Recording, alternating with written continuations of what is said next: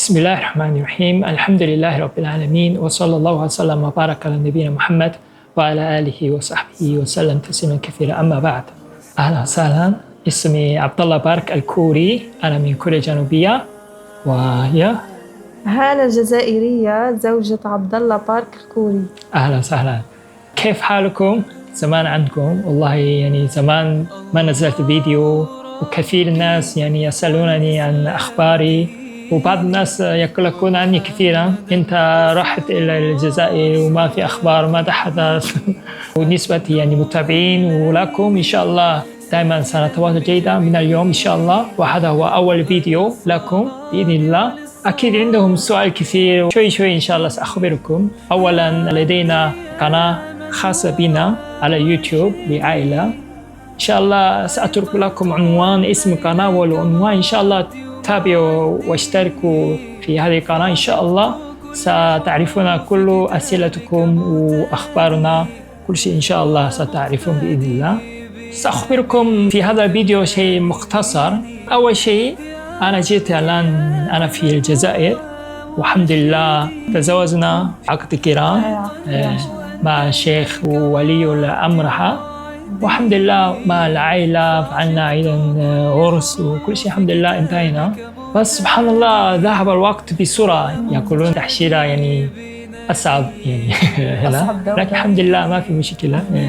فالمهم يعني تقريبا نحن أنت تحشيرة في الجزائر، فحتى تطمئن عائلتها وهي أيضا يعني شوي ترتاح، فممكن يعني أفكر أن أزور أقرب دولة وهي تونس. أبغى الشقة هناك في تونس، وإن شاء الله إذا هناك ممكن إذا أحد عائلة مسلمة ممكن تساعدنا في هذا الأمور. حتى إذا نحن وصلنا إلى تونس ما نعرف شيء يعني كيف نبحث الشقة وكيف ننام، فإن شاء الله أرجوكم إذا أحد يعرف هذا الأمور أو في عائلة مسلمة هناك تريد تساعدنا إن شاء الله اتصل بنا. سأترك لكم رقم التليفون على الواتساب، أو أعطيكم. أنا فتحت المجموعة للتونسيين، إن شاء الله نحن نتواصل مع هذه المجموعة، وإن شاء الله أنا يعني أفكر في شكركم، ويعني أريد أن أقدم لكم شيئا ولو بسيط. إن شاء الله ممكن أنا أفتح مدرسة صغيرة، يعني أعطيكم درس صغير عن تعليم اللغة الكورية إن شاء الله، وطبعا شيء مجانا يعني وإن شاء الله يعني سأحاول أن أساعدكم قدر ما استطعت. وإن شاء الله نحن نقضي وقت جميل إن شاء الله مع بعض في تونس، إن شاء الله نتعرف مع العائلة إن شاء الله. فهذه هي أول خطة. ثم بعد ذلك أنا لسه يعني لدي الحلم ولدي هدف، وهو طبعا كنت دائما أريد أن أدرس إسلام جيدا وعميقا. حاولت أن التحق الجامعة في السعودية، الحمد لله يعني تواصلت مع شيوخ كثير وقالوا لي هذه السنة يعني تغير كل شيء، يعني قالوا يعني تغير النظام. كان يوجد أيضا شروط في العمر، ولكن بعض الشيوخ كتب رسالة لي مثلا توصية. هذا رجل يعني مسلم من كوريا الجنوبية يرغب دراسة، يريد يقوم بالدعوة وهدفه ينشر الإسلام، فممكن يقبل بالاستثناء يعني. ولكن قال هذه السنة يعني تغير كل شيء نظام نهائيا، فتسجيل ما يقبل بطريقة الرجال يعني طريقة الشيوخ أو توصية، ما يقبل أصلا نهائيا، فقط نقدم عبر النت، ثم فوق عمر الشروط خلص على طول ما يقبل أصلا. فالمهم الحمد لله أنا لم أستسلم. زوجتي إن شاء الله هي جزاك الله خير، إن شاء الله أنت تساعدني بإذن الله في الدراسة، أدرس الإسلام ولو في البيت، وأنت تساعدني، وكل ما أنا تعلمت منها ومنكم إن شاء الله سأنشر الإسلام في كوريا وأترجم كتب وأساعد الكوريين حتى يدخلون الإسلام بإذن الله. الدعوة في كوريا قليل جدا، لا يوجد حتى إمام كوري إلا واحد، أصلا ما في طلاب العلم. قبل هذا ما في حتى مسلم كوري يصلي في المسجد، ولا أصلا ما يعلمهم، يعني ما في مدرسة إسلامية ولا واحد إلا للأطفال، فوضع صعب. فأنا أتمنى يعني أصلا أنا أخبرتها هدف هذا الزواج هو أول شيء رضا الله، يعني هدفنا هو أصلا عبادة لله. أدرس بجد إن شاء الله معها إن شاء الله، يعني كما أنا صورت فيديو من قبل، هناك أخطاء عديدة في ترجمة معاني القرآن باللغة الكورية.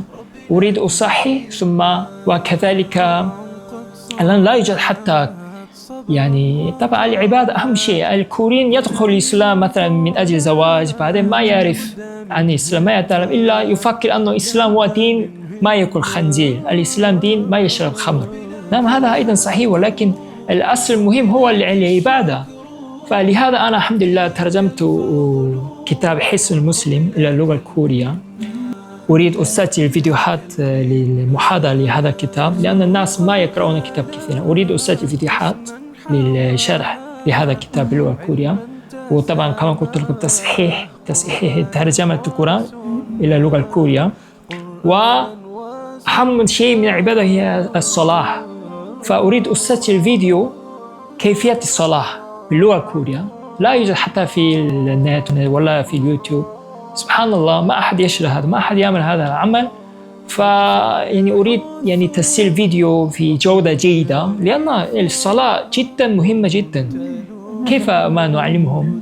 فإن شاء الله يعني في هذه السنة أنا عندي حلم، كان لدي هذا آخر فرصة، فإن شاء الله ممكن نعمل في هذا في تونس، ممكن إذا وجدنا شقة أو أخذنا إقامة. ولكن مشكلة لازم في نفس الوقت أنا أشتغل ولو شوي لأنه أنا يعني والدتي هي تحتاج دعمي ومساعدتي ماديا، فممكن نقعد في تونس ولو قليلا، أنت ترتاح شوي، بعدين ممكن أنا أبحث إن شاء الله عمل في الخليج، أو ممكن أي دول مثلا أي شركة أو أي شخص مفرد شخصيا يستطيع يدعوننا ويعطينا التأشيرة في بلده لمدة سنة. وإن شاء الله إذا أحد يقدر هذا العمل ممكن يرسل لي رسالة عبر الواتساب إن شاء الله.